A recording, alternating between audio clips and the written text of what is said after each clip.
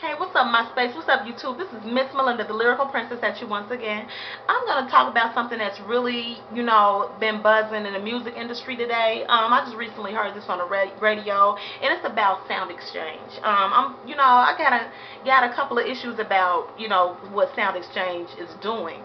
And for those of you who are not familiar with Sound Exchange is an organization that basically, handles the artists' royalties and actually holds the rights to the music that we listen to on the radio, and they're in charge of paying the artists what is what is deserved, what they work for. They're basically paying the artists their money. A couple of issues I have with Sound Exchange is they're basically trying to pass a levy, a performance tax, where basically they're trying to ask free radio to start paying for the music that they're playing. And I have a couple of issues with this. The other issue I'm going to talk about is how Sound Exchange is not paying their artists their royalties. The first, I'm going to talk about the performance tax first. They are basically trying to get free radio to pay for the music that they're playing. And to me, that makes no sense. It makes no sense. Free radio, it's just a basic, basically it's another issue when the big guy trying to step on a little guy.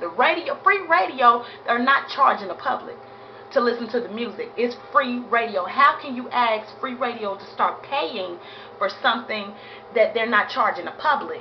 The only way radio is getting their money is from advertising local companies. So how can you ask free radio? This is the only source of communication with the fans in order to get the fans to purchase the CDs. How can you ask free radio to start paying you for the music they're playing, and they're not even charging the listeners? They're not charging the listeners. I can see if they were making a revenue off, playing the music. They're not making anything. The only reason that radio exists is they're making their money from advertising local businesses. Sound Exchange is wrong. It's dead wrong. They're greedy and they're wrong for trying to get free radio to start paying for the music that they're playing. They eventually either start finding a way for us to start paying for radio, or it's really gonna cause problems. We're already in a recession. Sound Exchange is real greedy on that part. That's real selfish. The second issue I wanted to talk about was how they're not paying their artists. See, the thing is with Sound Exchange is, they're in charge of paying artists their royalties. A lot of artists are not, collecting their royalties that is due to them. I'm kind of on the fence about this because, it's wrong. I think, the rule with Sound Exchange is that I think they have up to 3 or 5 years to hold on to the money that the artist is not claiming, and then they get to keep the money. I feel like that is wrong. I don't care how long that money is there. You should not be able to keep the money after a certain amount of time. If it's that artist's money, they earned it, you have no rights to keep it. You have enough money, and we're talking millions, y'all. We ain't talking about $2 or $3. We're talking about millions of dollars that these artists are working hard for. Sound Exchange is not paying them what they're due. And, at the end of 3 years, it's not like at the end of 3 years they get to keep it. But it's not like they're out there looking for it. Of course they're not going to look for the artist. Sound Exchange claims that they can't find the artist. How stupid does that sound? How can you not find the artist? I can go to a concert and find a damn artist. How can you not find an artist? Call a damn record company. Call their manager. My thing is, why I'm on the fence about this is, what are the business managers doing of these artists? These, their manager, the artist manager. Why are they not buckling down and trying to locate this money and get the money to the artist? It's something going on. It's messed up because a lot of these artists are working their butt off, getting on the stage every day performing, and they're not getting their money. Sound Exchange should not be able to keep that money, but the thing is, why should it get to that point? If you got a good business manager on your team, you should be able to collect your dividends no matter where it's at. I just recently heard this on the radio, so you have to know that these business managers know about how Sound Exchange have these artists' money. How can they not locate the money? Even Sound Exchange shouldn't have to go out and locate the artist. The artists have a business manager. That business manager's responsibility is to find the money that they're due and give them an opportunity to give them their money. something's wrong in the music industry. Something's wrong. You know, these business managers are not on their business. Because Sound Exchange, it doesn't sound that hard, that complicated.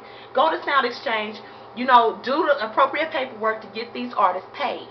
That, you know, it just don't sound right to me. That's really what don't sound right is, you know, Sound Exchange just gets to keep the money. You know, I just had to put that out there. A lot of people are not familiar with it. I was recently heard it over the radio. It sounds stupid to me. Like, it's, you know, the music industry is so greedy. They just want money, and they're constantly getting money. It's like these artists are not getting paid what they, you know, we think that they're making all this money, but they're actually not, because they have to go through the ringer to try to get their royalties to them. But I blame the business managers.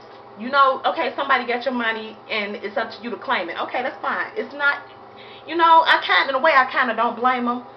If they have a rule where after so long they get to keep the money, why would they look for them? Seriously.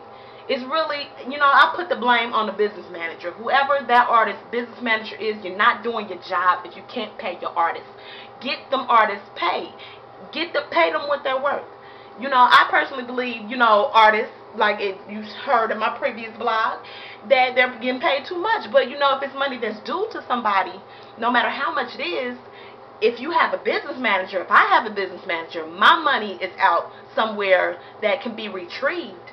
What's your job? Your job, you need to get your butt out there and locate my money, find it, and give it to me if it's due to me.